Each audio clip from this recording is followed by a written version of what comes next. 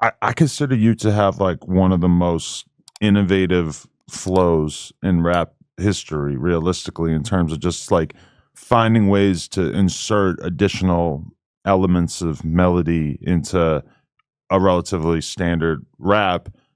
Do you see the impact that your stylistic innovations have had on like other rappers? Because Yeah. when I was thinking about it, listening to a lot of your music in the lead up to this, I can see how somebody like YoungBoy or somebody like Polo G, who like is very good at taking their bars and sort of switching it into a more melodic mode. Like even if those artists might be young enough that they might not necessarily even know that they were probably influenced by somebody who was influenced by you. Do you see that? Do you feel like you listen to a Yeah. lot of rappers and you see that impact? Yeah, of course. I mean, I see it all the time. I've been doing this shit for a long time on a melodic, on the melody side. And I mean, of course, of course, Drake. You know what I'm saying? I see that shit in Drake. Mm. I don't know who listened to me. So I mean, I do like what you said. You know, they are influenced by people who are influenced by me. Like, I ain't gonna never jump out and just get on a live and just rant and be like, I know you motherfuckers. Right. This the thanks to that. I don't really care about that shit. But I mean, I see it and it's dope to me. You know what I'm saying? Anybody that can, do that shit for one, I mean, they deserve to be heard. Mm. You know what I'm saying? Whether I like them or not. You know what I'm saying? They deserve to be heard. I fuck with that melodical shit. It helped me pass time on the highway, and it turns out a whole lot of other motherfuckers like that shit too. Mm. And I love to see that shit. Like, I met YoungBoy one time, it was a slap dap and he went that way, I went that way. You know what I'm saying? I meet some cats like it was like that when I met Mo3. Mm.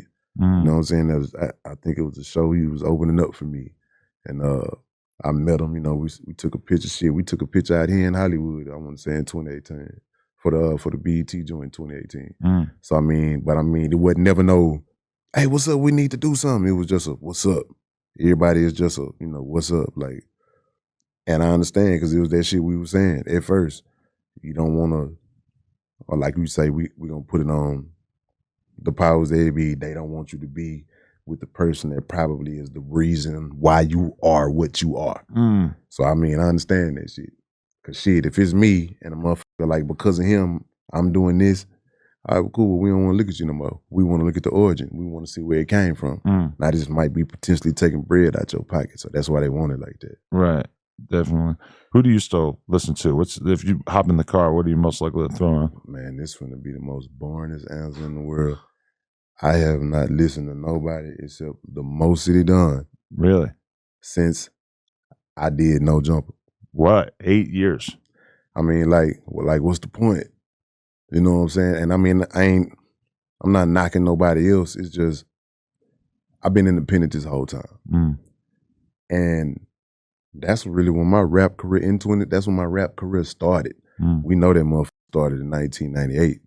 But we talking about naturally 2016 is when I actually was like, sat down and actually did my first real interviews. Really? I mean, that press run when I met you, that's when my shit started. I wasn't getting no money up until that point. Really? That's when I first was fucking with Empire. And I'm like, so hold on.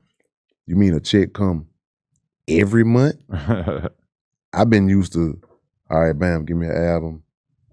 Here go a check. Next year, get your album, give me a check. These motherfuckers, like, here go an album. All right, July, here go a check. August, September, like, you mean what? I've been getting a motherfucking check every day since 2016. Right. I had to ask Heavy, like, hey, is something wrong with these motherfuckers? Like, they overpaying me. Like, he like, nah, this how your shit's supposed to be. Mm. So, I don't give a fuck. If I lose all my hair, I'm finna keep doing this shit because this shit is good money. Yeah, because I guess you kind of initially came up in that weird era in between like CDs selling like crazy and then the internet fully taking off and streaming becoming everybody's primary source of revenue. So before 2016, what was the money coming from? Just like getting album advances and then doing shows? That's it. Yeah. Advances and shows and hooks and verses for people, sending hooks and verses to people. Like, that's where that shit came from. And I didn't know about I ain't even know about like shit like Sound Exchange and shit like that. Like money was just sitting there. You know, Watts had to tell me about Sound Exchange and to get my shit together, and certain other people had to tell me about other shit. And I was like, because I was used to just getting this check and then going to whatever I'm charging for a show. That was it. Right. Yeah. So I don't know. I think that's why the career's still lasting right now, though, because of that type of. I had to live through that shit. And I still apply them rules. Yeah, I mean, it's dope to be able to see an artist establishing a real career, you know, outside of the initial blow up and being able to figure out how to keep that consistent.